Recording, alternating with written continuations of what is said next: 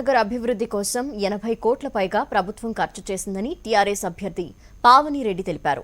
ప్రజలకు సేవ చేసేందుకు మరోసారి అవకాశం ఇచ్చిన మంత్రి కేటీఆర్ కు కృతజ్ఞత తెలిపారు. ఏఎస్ రావు నగర్ టీఆర్ఎస్ అభ్యర్థిగా పావని రెడ్డి ప్రచారాన్ని ముమ్మరం చేశారు.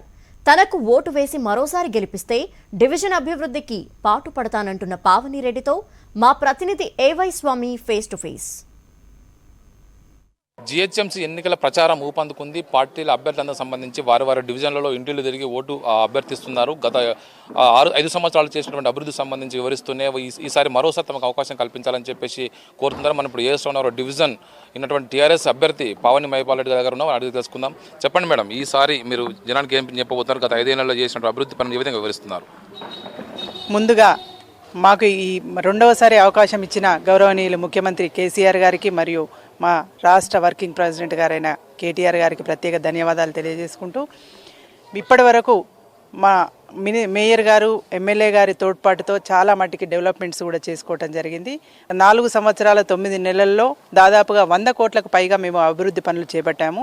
దానిలో భాగంగా సీసీ రోడ్లు, డ్రైనేజీలు, స్ట్రాటజిక్ రోడ్ డెవలప్మెంట్ కార్పొరేషన్ ద్వారా మెయిన్ రోడ్స్, బీటీ రోడ్సే కానీ, అలాగే శ్మశాన వాటికలు, అంతేకాకుండా గ్రీనరీకి సంబంధించి ప్రతి ఒక్కరు కూడా అంటే మొత్తం థీమ్ పార్కులు దాదాపుగా ఇప్పటికే చాలా మటుకు డెవలప్మెంట్ చేసుకున్నాము. అలాగే 2 బస్తీ దవాఖానాలను కూడా ఏర్పాటు చేసుకోవడం జరిగింది. సంబంధించి డాక్టర్ ఏఎస్ రావు నగర్ అంటేనే కొంత ఇటు ఎడ్యుకేటెడ్ సెక్షన్ ఉంటుంది, ఒకవైపు మాస్ సెక్షన్ ఉంటుంది. ఈ 2 వర్గాలను ఏ విధంగా మీరు సమన్వయం చేసుకొని ఓట్లు అభ్యర్థిస్తున్నారు?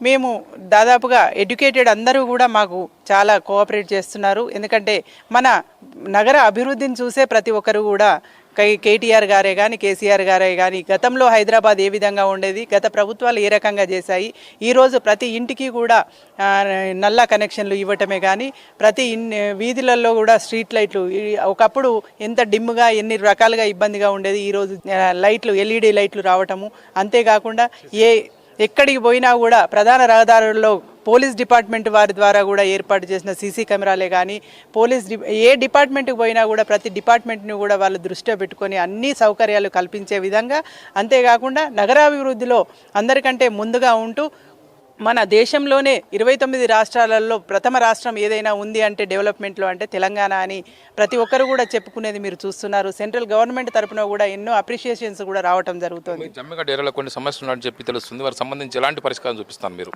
జమ్మిగడ్డ ఏరియాలో మేము వచ్చినప్పుడు మా మేనిఫెస్టోలో పెట్టినప్పుడు కేవలం మంచినీరు లేక ఇబ్బంది పడుతున్నామని, 8 రోజులకు ఒకసారి ట్యాంక్ నీరు వస్తుందని చెప్పారు. కానీ మేము వచ్చినాక సంవత్సరం లోపు ఇంటింటికి నల్లా కనెక్షన్ ఇచ్చిన ఘనత ఏదైనా ప్రభుత్వం ఉందంటే కేసీఆర్ ప్రభుత్వం. కనుక డ్రైనేజీలు కూడా మేము అండర్ గ్రౌండ్ డ్రైనేజీలు వేసాము. సీసీ రోడ్లు దాదాపుగా ఇప్పుడు మీరు వెళ్తే చూడొచ్చు, ఒకప్పుడు జమ్మిగడ్డ ఇప్పటి జమ్మిగడ్డకు తేడా వ్యత్యాసం ఏంటంటే ఇప్పుడు బంజారా హిల్స్ను తలపించే విధంగా సీసీ రోడ్లను కూడా ఏర్పాటు చేశాము. చూస్తున్నాం, ఈసారి మరోసారి అవకాశం ఇస్తే ఖచ్చితంగా ఏఎస్ రావు నగర్ డివిజన్ని మరింత అభివృద్ధి చేస్తాం. ఇప్పటికి దాదాపుగా 100 కోట్లకు పైగా అభివృద్ధి పనులు ఇక్కడ చేశామని చెప్పేసి పావని రెడ్డి గారు తెలియజేస్తున్నారు. మరోసారి తనకు ఓటు వేసి గెలిపించాలని చెప్పేసి ఓటర్లను అభ్యర్థిస్తున్నారు. కెమెరామెన్ మహేష్తో ఏవై స్వామి, HM TV, హైదరాబాద్.